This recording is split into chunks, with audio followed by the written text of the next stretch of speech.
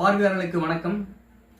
திரு விஜய் அவர்கள் பார்த்தீங்கன்னா போன மாநில மாநாட்டில் என்ன சொன்னாருன்னா, ஏன் விஜய் வந்து அடிக்கடிக்கு வெளியே வர மாட்டாரு அப்படின்னு வந்து நிறைய பேர் வந்து விமர்சனம் வச்சுட்டு அவர் ஒரு பதில் கொடுத்தாரு. அது என்னன்னா, சிங்கம் வந்து அடிக்கடிக்கெல்லாம் வந்து வெளியே வராது, வேட்டைக்கு மட்டும் தான் வெளியே வரும்னு சொல்லிட்டு இன்னைக்கு உள்ளபடியே பார்த்தீங்கன்னா அதை நிரூபிச்சு காட்டிருக்காரு. அவர் மேலே வச்ச விமர்சனத்தில் வந்து தவிடுபடி ஆக்கியிருக்கிறார் திரு விஜய் அவர்கள். திருச்சியை வந்து ஸ்தம்பிக்க வைத்திருக்கிறார் திரு விஜய் அவர்கள். தமிழ்நாடு முழுக்க இதுதான் வந்து ஒரு பரபரப்பான செய்தியா இருக்கு. இந்தியா நேஷனல் மீடியா வரைக்கும் வந்து இதுதான் வந்து செய்தியா இருக்கு. விஜய் பத்தி தான் வந்து நேஷனல் மீடியா எல்லாம் வந்து பேசுறாங்க. தமிழ்நாட்டில் ஒரு புதிய அரசியல் மாற்றத்தை வந்து விஜய் கொண்டு வர போறாரு அப்படின்னு சொல்லிட்டு தாவேக்கருடைய தொண்டர்கள் வந்து மாபெரும் ஒரு மிகப்பெரிய இளைஞர்கள் கூட்டம் வந்து விஜய் வந்து அரசியல் எழுச்சி உரை என்ன ஆற்ற போறாரு, இந்த 4.5 வருடங்களா மக்களுக்கு என்னென்ன அநீதி நடந்தது, என்னென்ன கொடுமைகள்லாம் நடந்தது, இவர் எதை வந்து மாற்ற போறேன், நான் வந்து எதெல்லாம் முன்மொழிய போறாரு, இவர் வந்து நான் என்னத்த ஒரு மாற்றத்தை கொண்டு வர போறேன்னு சொல்லிட்டு அவங்க கிட்ட வந்து மக்கள்கிட்ட வந்து பேச போறாருன்றது மிகப்பெரிய ஒரு ஆவலா வந்து அவங்க கட்சி தொண்டர்கள் வந்து பார்த்துட்டு இருந்தாங்க. உள்ளபடியே வந்து நிறைய மிகப்பெரிய ஒரு கூட்டம். அது வந்து பாத்தீங்கன்னா இடம் கூட இல்லாம நிறைய பேர் வந்து மின்சார கம்பத்து மேலேயும் மரத்து மேல எல்லாம் ஏறி நின்று விஜய் அவர்கள் வந்து என்ன பேச போறாரு அவளா அப்படின்னு காத்துட்டு இருந்தாங்க. அவர் என்ன நிரூபிச்சிருக்கிறாருன்னா, நான் வந்து அரசியல் கட்சி தலைவர் அல்ல, நான் ஒரு தலைவர் அல்ல, ஒரு திரைக்கலைஞன் தான் அப்படின்னு சொல்லிட்டு வந்து ஒரு திரைக்கலைஞன் தான் அப்படின்றத வந்து அவர் நிரூபிச்சிட்டாரு. என்னன்னா, ஜனநாயகன் படம் ஷூட்டிங்ல இருந்து வந்ததுனால இந்த டைலாக் டெலிவரி எல்லாம் வந்து விஜய் அவர்கள் நல்லாவே பண்ணியிருந்தாரு. இது பாத்தீங்கன்னா ஒரு கிட்டத்தட்ட ஒரு ஷூட்டிங் நடந்த மாதிரி தான் இருந்தது. இது வந்து புதிய ஒரு அரசியல் மாற்றத்துக்கான ஒரு உடையோ இல்ல மிகப்பெரிய எழுச்சி கூட்டத்தை வைத்து வந்து எழுச்சி அரசியல் மாற்றம் வந்து நிகழ்ன்றது வந்து அது சும்மா அது வந்து கூட்டம் வந்து யார் வந்தாலும் நடிகை வந்தாலும் கூட்டம் கூடும், யார் வந்தாலும் வந்து இது வேற ஒரு நடிகை கடை திறப்பு விழாக்கு வராங்க பாக்குறோம். நம்மள எவ்வளவு பேர் வந்து அந்த கூட்டத்துக்குலாம் வராங்கன்றத வந்து நம்ம செய்திகள் வாயிலாக பாக்குறோம். இது பாத்தீங்கன்னா விஜய் அவர்கள் வந்து இந்தியா முழுக்க விவாதிக்கிறாங்க. தமிழ்நாட்டில் விஜய் அவர்கள் நடிகர் விஜய் அவர்கள் மிகப்பெரிய ஒரு மாற்றத்தை ஏற்படுத்துறாரு, மிகப்பெரிய கூட்டம் வந்து சேருதுன்னு சொல்லிட்டு உள்ளபடியே நிதர்சனமா இது உண்மைதான். எதுக்கு வராங்கன்னா விஜய் அவர்களை பாக்குறதுக்கு வராங்க.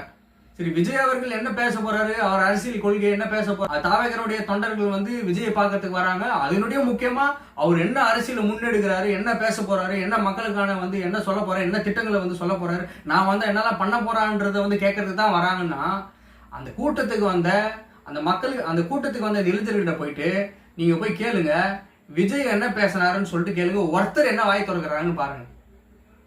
ஏன்னா வந்தவங்க எல்லாருமே விஜயை பார்க்கறதுக்கு, தளபதி எங்களை பார்த்து கை காட்டினாரு, தளபதி வந்து எங்களை கையாசிட்டாரு, நாங்க மாலத்து கொடுத்தோம் அதை வந்து வாங்கி போட்டுக்கினாரு, வேலு கொடுத்தோம் அதை வாங்கி வச்சுக்கினாருன்னு அவர் வந்து இந்த கலைத்துறை சினிமால இருந்ததுனால 2 நாள் டைலாக் டெலிவரியில நல்லா வந்து நல்லாவே பேசினாரு. இந்த தீக்கு தீ போடுற மாதிரி திருச்சி திருப்பு புனையாகும், அண்ணாதுரைக்கானது, எம்ஜிஆர் காட்சி இது மாதிரி சொல்லிட்டு, அதாவது இப்போ வந்து எம்ஜிஆர் ரோல் மாடல் எடுத்துக்கினாரு, அண்ணாதுரையை பேசுறாரு, எம்ஜிஆர் எடுத்துக்கினாரு.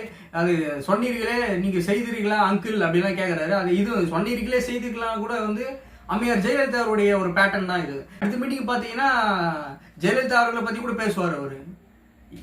இதனால ஆமாம், இப்ப இது ஒரு கேள்வி, ஆமா இப்ப எவ்வளவு பெரிய மாற்றம் நிகழ்து, இவ்வளவு பெரிய மாற்றமா இருக்குது, எவ்வளவு கூட்டம் வந்து அவருக்காக வராங்க, எவ்வளவு ஒரு மிகப்பெரிய அரசியல் மாற்றத்தை தமிழ்நாட்டில் ஏற்படுத்துறாரு விஜய். இந்தியா ஃபுல்லா வந்து இதை பத்தி தான் பேசுறாங்க. ஆமா, இது வந்து போயிட்டு இருக்கு. இது வந்து என்ன தெரியுதுன்னா, இப்ப நீங்க வந்து இந்தியா ஃபுல்லா போயிடுச்சு, மிகப்பெரிய ஒரு அரசியல் மாற்றத்தை தமிழ்நாட்டில் கொண்டு வராரு விஜய் அப்படின்னு சொல்லிட்டு உள்ளபடி என்ன தெரியுதுன்னா, தமிழ்நாட்டு இளைஞர்கள் இன்னும் சினிமாவிற்கும் சினிமா கவர்ச்சிகளுக்கும் மோகத்திற்கும் அடிமையா இருக்கிறாங்கன்றதான் உள்ளபடி இது காட்டுது. இது ஒரு அவல நிலை தான் தமிழ்நாட்டிற்கு. நம்ம வந்து அறிவார்ந்த தமிழ் சமூகம், கல் தோன்றி மண் தோன்றா காலத்தே முன் தோன்றிய மூத்த குடி தமிழ்குடி, தமிழ்கள் அதாவது உலகத்திற்கே பொதுமுறையை தந்த வள்ளுவன், அதாவது உலகத்திற்கே பொதுமுறையை தந்த வள்ளுவருடைய வம்சாவளி நாங்க வந்து மிகப்பெரிய அறிவாளிகள் தமிழர்கள் அப்படின்னு சொல்லிட்டு நம்ம பேசுறோம். ஆனா இந்த திருச்சி நிகழ்ச்சியில வந்து தெரிஞ்சிச்சு, ஒரு சினிமா கவர்ச்சிக்காக வந்து இன்னும் நம்மளுடைய தமிழக இளைஞர்கள் வந்து அடிமையா இருக்கிறாங்க. அந்த கவர்ச்சி மோகத்துல வந்து இன்னும் வெளியே வரல. அரசியல்ல என்ன மாற்ற வேணும்னு சொல்லிட்டு நீங்க திரையில இருக்கிற திரைத்துறையினரையோ திரையில வந்து அவங்க டைலாக் பேசுறத வச்சு நீங்க வந்து முடிவெடுக்க கூடாது. இதை என்னுடைய கோரிக்கையே என்ன வந்து சொல்றேன்னா, தமிழக இளைஞர்கள் வந்து நீங்க மாற்றத்தை அரசியல் ஏற்படணும்னா முதல்ல மாற்றத்தை நம்மள இருந்து தான் தொடங்கணும். இன்னொருத்தர் வந்து மாற்றத்தை தருவாருன்றது வந்து வேற. அவருக்கு வந்து அரசியல் தெரியுமா, அரசியல் கொள்கை தெரியுமா, அவர் வந்து யார முன்னிறுத்துறாரு வந்து நம்ம யோசிக்கணும். அவருக்கு வந்து அவர் என்ன அரசியல் கொள்கையை முன்வைக்கிறாரு, அவர் என்ன அரசியல் வந்து தெளிவா பேசுறாரு அப்படின்னு சொல்லிட்டு சிந்திக்கணும். சிந்திக்க தெரியாதவன் மனுஷனே இல்லைன்னு சொல்லிட்டு பாபா சாஹேப் அம்பேத்கர் அவர்கள் சொல்றாரு. இப்போ நம்ம வந்து சிந்திச்சு பார்க்கணும், என்ன மாற்றத்தை சொல்றாரு, என்ன சொல்றாரு? எதுவுமே இல்லையே. அங்க ஏதாச்சும் பேசுறாரா? ஒன்றும் இல்லை. நீங்க அடிவாத தமிழ் சமூக இளைஞர்கள் வந்து என்ன யோசிக்கிறீங்கன்னா, மாற்றத்தை நம்மள இருந்து கொண்டு வரும். அரசியல் வயப்படணும் தான். அரசியல் ரசிகர் தான் தொண்டரா மாறுறாங்க. ஆமா, அரசியல் வயப்படணும், அரசியல் வயப்படணும். புரட்சியாளர் லெனின் என்ன சொல்றாருன்னா, உனக்கான அரசியலை நீ பேசவில்லை என்றால் நீ வெறுக்கும் அதே அரசியலால் ஆளப்படுவாய். ஓட்டு போட்டு 5 வருஷமா புலம்புறோம்ல, திமுக இதை பண்ணிட்டாங்க, அதிமுக இதை பண்ணிட்டாங்க அப்படின்னு சொல்லிட்டு புலம்புறதுல வந்து ஒன்றும் பிரயோஜனம் கிடையாது. ஏன்னா ஓட்டு போட்டு வர வச்சுட்டோம், 5 வருஷம் அவங்க ஆட்சி தான் இருக்க போகுது. அவங்க என்னென்னலாம் பண்றாங்களோ அதெல்லாம் நம்ம வந்து அதெல்லாம் தாங்கின்னு நம்ம வந்து அது ஏற்றுன்னு தான் நம்ம போய் ஆகணும். அதனால தான் புரட்சியாளர் லெனின் சொல்றாரு, உனக்கான அரசியலை நீ பேசவில்லை என்றால் நீ வெறுக்கும். நம்ம வெறுக்கிறோம் பாருங்க, அதே அரசியலால் நம்ம ஆளப்படுறோம். 50 வருஷமா அப்படிதான் ஆளப்படுறோம். அதனால மாற்றத்தை வந்து நம்மளிருந்து தொடங்கணும். இவன் மறைந்த ஆம்ஸ்டாங் அவர்கள் கூட சொன்னாரு, வடிவேல் அவர்கள் கட்சி தொடங்கினா கூட முதல்ல போய் இவன் கொடி ஏற்றுருவான். முதல்ல சிந்திக்கவே நம்ம வந்து சிந்திக்கிறதே கிடையாது. தமிழ் சமூக மக்கள், அறிவார்ந்த மக்கள் சொல்றமே கண்டி நம்ம வந்து சிந்திக்கிறோமா? முதல்ல மாற்றத்தை நம்மளிருந்து தொடங்கினா தான் மாற்றம் பெறும். தமிழ்நாட்டு அரசியல் உண்மையான ஒரு மாற்றம் நிகழும். நம்ம வந்து இன்னொருத்தர் வந்துட்டார், அதனால ஒரு மாத்திருவாரு, சினிமால இருந்து ஒரு பெரிய ஸ்டார் வந்துட்டார் மாத்திருவாரு நினைச்சீங்கன்னா அது வந்து எப்பவுமே பலிக்காது, எப்பவுமே நடக்காது. ஏன்னா அவர் வந்து என்ன அரசியல் புரிதல் இருக்குது, என்ன அரசியல் அவர் வந்து தெளிவு, அவர் அரசியல் என்ன தெளிவா இருக்கிறாரு, என்ன கொள்கையை முன்னிறுத்துறாருன்னு. அவர் வந்து கொள்கை தலைவர் 5 பேரை சொன்னாரு. புரட்சியாளர் அம்பேத்கரை சொன்னாரு, பெரியாரை சொன்னாரு, பெருந்தலைவர் காமராஜர் அவர்களை சொன்னாரு, வேலுநாச்சியார் அவர் வீரமங்கை வேலுநாச்சியார் அவர்களை சொன்னாரு, அஞ்சலி அம்மலை சொன்னாரு. இப்ப எதுக்கு வந்து அண்ணாதுரை, எம்ஜிஆர், விஜயகாந்த்ல எதுக்கு எடுக்கிறாரு? யோசிக்கணும். ஏன்னா அவரும் வந்து முதலமைச்சர் ஆகணுன்ற ஆசை அடிப்படையில இருந்து அப்படியே தமிழ்நாட்டு அரசியலையும் அப்படியே மாத்தி புதிதாக கட்டமைக்கிறேன் அப்படின்றதெல்லாம் எதனா ஒரு புரட்சி அவர் ஒரு முன்வடிறாரா? புரட்சிகரமான தத்துவங்களை வந்து அவர் முன்வைக்கிறாரா? கொள்கை தலைவர் சொன்னதே முதல்ல அவர் சொல்றாரா? அம்பேத்கர் கொள்கை தலைவரை வச்சுக்கினாரு.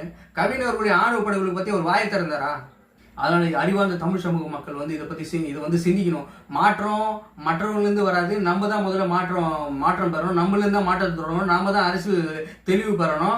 நாம தான் யாரு அரசியல் தலைவர்கள் என்னென்ன சொல்லிக்கிறாங்க, அவருடைய கோட்பாடு என்ன, தத்துவங்கள் என்னன்றதை நாம தான் வந்து சிந்திச்சு செயல்பட்டு நாம தான் முடிவெடுக்கணும். வெறுமனே அவர் திரைப்படத்துல வந்து ஒரு பெரிய புகழ்பெற்ற கலைஞராக இருந்தாருன்னு சொல்லிட்டு கண்மூடித்தனமா அவர் பின்னாடி போறது வந்து இது சரியானதில்லை. தமிழ்நாட்டுக்கு இது ஒரு சாபக்கேடாக மாறும்.